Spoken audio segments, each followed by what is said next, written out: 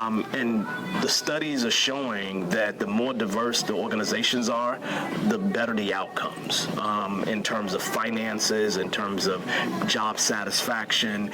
There's many outcomes indicators that show that diversity is a big thing. Yeah. And so inside of organizations, inside of our group, the Scrum Alliance, we definitely don't have enough diversity. I think there's probably 500 guides is what we call ourselves, and that's 3 different levels. That's certified team coach, certified enterprise coach, and certified scrum coach, scrum trainer, I should say.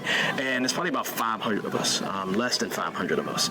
And of that number of guides, I'm the first Black certified Scrum trainer. Right now, I'm the only Black certified Scrum trainer. And then on top of that, there's probably maybe, and this is me going with a high number here, 15 total guides out of 500. Right? Wow. At least from an African American standpoint. Yeah, right. sure. From a Black standpoint. That's not African American. That's Blacks around the world. Right. Wow. So that's probably about 15. Right. And if you think about that number, in the United States, African Americans are 13% of the population. Oh, welcome everybody. I'm here again at the Scrum Alliance Gathering in 2024 and in New Orleans. And today, I'm lucky to have Devon Morris here with me. My name is Devon Morris. I'm a certified Scrum trainer. I've been around Scrum since 2005, right? And I just own a little business called Bearded Eagle, go around and do training, help companies transform how they're doing things. And I do things in the community to kind of make the world change a little bit. I heard a lot about diversity yesterday in our guides retreat. So talk to us a little bit about the community, the world of change, and also diversity. Well, the first thing I'll tell you all is that there's not enough diversity within our space. Probably within IT, within corporate, you pick a place, there's probably not enough diversity. And diversity brings about diversity of thought, which actually helps teams and organizations perform better according to many studies. One of the things I'm doing right now, which you may not know about, is I'm pursuing a PhD in industrial organizational psychology with evidence-based coaching. And in that, obviously, I'm reading a ton of things, right? And the studies are showing that the more diverse the organizations are, the better the outcomes in terms of finances, in terms of job satisfaction. There's many outcomes indicators that show that diversity is a big thing. Yeah. And so inside of organizations, inside of our group, the Scrum Alliance, we definitely don't have enough diversity. I think there's probably 500 guides is what we call ourselves, and that's 3 different levels. That's certified team coach, certified enterprise coach, and certified scrum coach, scrum trainer, I should say. And it's probably about 500 of us, less than 500 of us. And of that number of guides, I'm the first Black certified Scrum trainer. Right now, I'm the only Black certified Scrum trainer. And then on top of that, there's probably maybe, and this is me going with a high number here, 15 total guides out of 500. Right? Wow. At least from an African American standpoint. Yeah, right. sure. From a Black standpoint. That's not African American. That's Blacks around the world. Right. Wow. So that's probably about 15. Right. And if you think about that number, in the United States, African Americans are 13% of the population, and to have only about 15 of 500, we're rocking a really low percentage, right? Showing that the more diverse the organizations are, the better the outcomes in terms of finances, in terms of job satisfaction. There's many outcomes indicators that show that diversity is a big thing. Yeah. And so inside of organizations, inside of our group, the Scrum Alliance, we definitely don't have enough diversity. I think there's probably 500 guides is what we call ourselves, and that's 3 different levels. That's certified team coach, certified enterprise coach, and certified scrum coach, scrum trainer, I should say. And it's probably about 500 of us, less than 500 of us. And of that number of guides. I'm the first Black certified Scrum trainer. Right now, I'm the only Black certified Scrum trainer. And then on top of that, there's probably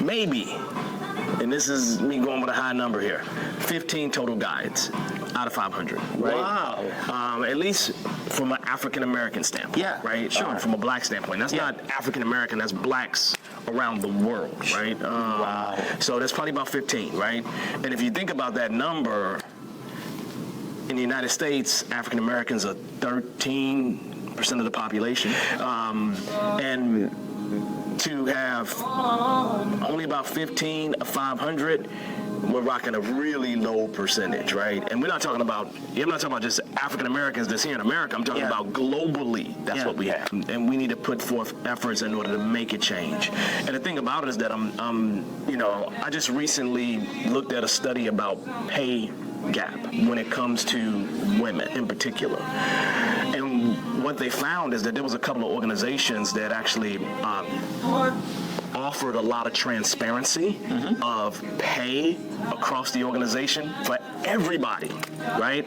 And most organizations fear that there's going to be a backlash because of that, and the organization received no backlash whatsoever. So transparency did not cause them a problem. Now, you know how you're in corporate America and there is this, I can't tell you how much I get paid because everybody thinks it's a moral bad thing. Yeah. But in these two organizations, that wasn't the problem, right? And so it's things like that I'm learning as I pursue the PhD that actually is changing my mind about a lot of different things. So back in the day, I forget the lady's name, but there was this consultant, a female, maybe in the 70s, early 80s, whatever it was, right? Created the concept of a glass ceiling. Okay, yeah. And a glass ceiling is obviously that invisible place where when you're trying to go upward in the organization, you hit that ceiling, right? And she created that, and that's a term that a lot of communities have borrowed. And it's just one of those things, we keep hitting this glass ceiling, but we just can't go any farther. If you look at corporate America today, in terms of African Americans here in the U.S., Fortune 500 companies, we are probably about 7% of the professionals. We're probably about 8% of the managers. That means the number has gone up, right? 8% of the managers. However, executives, we go down to about 4% in Fortune 500 companies. Wow. Now, wait a minute, hold up, though. Don't stop there, right?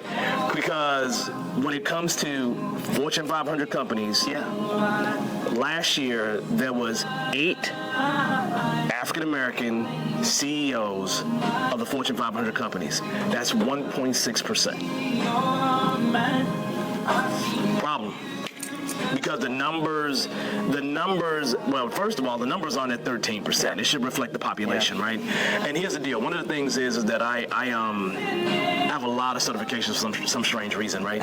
So I'm a certified Six Sigma black belt, right? Okay. And you have this thing when you are doing manufacturing or repeatable processes in general, where you have things that could be by chance, or there could be a reason why something is off. Yeah. Right? Yeah. And so what should happen in terms of society is you should see something happening by chance. Yeah.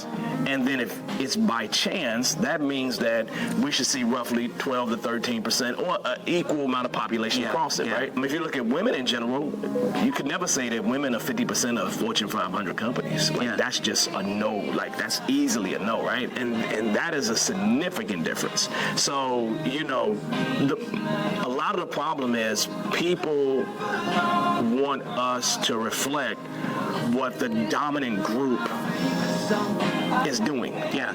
Right? And so if you are a female, and you show up to a job, you're expected to show up like a white male. Well, you can't show up like a white male as a female. Yeah. You lose the main qualities that bring the diversity that we need in the organization, right? And so being more inclusive is extremely important. Changing those things is extremely important. You've seen a lot of women make some strides, right? Not tons, but make some strides when you started having more, daycare and stuff like that to help people out, right? To help them make that move, because a lot of women, they lose many years because once they have a kid, taking care of that kid, organizations not accepting that becomes a real big problem. And so when you just think about that inclusion is just not a word, right? Yeah. And one of the experiences I've had here in our organization is the word colorblind, right? So when George Floyd died, right, you know, the knee on the neck type deal, right? So when that happened, every organization, Scrum Alliance included, Agile Alliance, all of them, right? Most major companies, they said, hey, we're going to fight this racism thing. Yeah. Even the American Psychological Association, right? I left psychology many years ago because it was just too white. Yeah. And so even that organization sent out an apology in like, right around that time that Floyd happened, right? Yeah. And their apologies was for systemic racism and not doing anything about it, right? Because for us, they kind of would say, hey, you know, black people are dumb because their brains are too small or something crazy like that, right? Interesting. So it just became a different thing, right? So even when I would go over to India, because I trained a lot of people in India, I would always end my trainings by telling people there, it's not enough of y'all in this space. It just isn't, right? And when I would say that, I would also say, I don't know your experience. I'm not a part of this culture. I'm an outsider to this culture. So the only people that really can change that is you. Is you. So you have to be a part of making that change happen. If you really want to see that change, you got to be a part of making that change happen. And that sometimes means some of us have to sacrifice, right? We have to do some things that we may not want to do to kind of align ourselves with the dominant culture for a little bit. But the real thing that we need is we need a dominant culture to change. The dominant culture to change. In the past recent years, there's been a lot of fight. Just really tearing down diversity, equity, and inclusion. Let's just put that to the side for a minute. All right, tear that down, right? But that's all directly associated with affirmative action. From back, that really, you know, had its roots in the civil rights movement, ultimately, and the acts that was put in place at that point. So that comes out of that place, right? And as I was saying to some people yesterday, every time in the U.S. black folks make a major stride, we have a major backlash. And our major stride was when Obama won the presidency. It's a major stride for us. Like, hey, I'm from Chicago. You know, he actually, you know, not from Chicago, but he's a Chicagoan, right? And so, you know, with that, our backlash was Trump. Right? Our backlash is the judges. Right? Our backlash is, you know, tearing down all these systems. But the same exact thing happened when we got out of slavery. It's like when we got out of slavery, the same thing happened. Where Reconstruction was supposed to happen, huge backlash. Right? So it's just an interesting thing, and you see that in our organizations, we are a microcosm of what happens in society. And so the question becomes, if we are an organization like the Scrum Alliance that's all about the world of work, and being, you know, an organization that should be way more about diversity, should be way more about diversity of thought, because the diversity of people really brings you diversity of thought, right? People come from very different cultures, and, you know, even in subcultures like in the U.S., it's always quite different. Being able to consider that, bring it to the forefront is absolutely important for us in today's age, right? So it's one of those things that I'm going to start fighting for more at this point, right? I mean, I've been a certified Scrum trainer for over a decade, and I've been around the Scrum Alliance for almost 2 decades, going on 2 decades. I've been around the Scrum Alliance, right? And so it's just one of those things that I just need to start pushing for now, since my kids are mostly they're in college, at least they're in college or past college, right? Now I have the time to actually make things happen. So we're going to do some work now. We're going to do some real work. We're going to put some time in. That's excellent. You are a Scrum trainer, and you do a lot of training, whether it's Scrum Master training, Product Owner training. What do you bring special to your training that comes from a diversity perspective? Something that you want your learners not just to learn Scrum and product ownership, but also these ideas that you have so strongly shared with us today. Well, the first thing is, I'm the only black certified Scrum trainer. So that means something by itself. Right? I can literally say to people, look, just go look at the page. I'm the darkest guy on the page.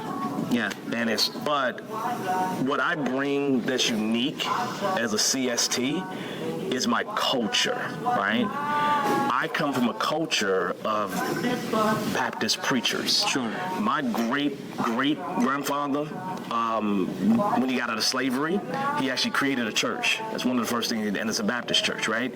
This church still exists down in Broadnax, Virginia, right? So the church still exists, right? Mount Harmon Baptist Church. Yeah.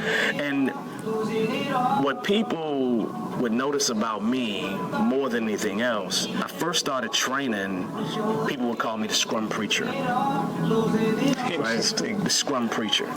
Because the energy that goes into it for me is just a little bit different, right? Yeah. It's a little bit different than most people. I mean, when I first started training, literally, you get into this you get into patterns, right? Yeah. And so I would actually, start talking about Agile. And I would make sure I go way to the other side of the room, right? And I run to the other side of the room, right in the middle of training, right? Yeah. And I did that for the first year or so, man, probably 2 years, and it just is part of what created that brand, right? Being a Scrum Preacher, because I get really, really intense, right? And then on top of that, I don't want anybody embarrassing me on the street. That's the next thing I tell them, right? Yeah. You gotta, and 99% password, look, you gotta not embarrass me on the street, period. You embarrass me on the street, we're gonna have a conversation, like literally. This is not, it's no joke. Yeah. So it's one of those things, when I train, probably the biggest thing that I try to get across to people is theory and practice. Yeah. And when I say theory and practice, we have no choice but to meet the learning objectives. Sure. And in theory, that's an amazing thing. But what I do in practice is I teach people Scrum by doing Scrum in a training. Yeah. So we actually run sprints. Yeah. So we execute everything using Scrum. So realistically, you're learning Scrum by doing Scrum, and then you get all the energy that's associated with it, because nobody's going to go to sleep in my class. Yeah. Like nobody's going to, not even in a virtual training, you're not going to go to sleep, right? If you're going to sleep, that means you was partying or doing something crazy the night before that I don't have no business knowing. I really don't. You do your thing, right? I'm not here to judge anybody, right? Yeah. But it kind of sets it up from there, right? And so realistically, it's the passion that I bring to the game. But I've always brought that passion. I bring that passion in terms of coaching. Yeah. Right. So right now I'm working with an organization, and what am I doing? I bring the passion when I don't care where you're at in the organization.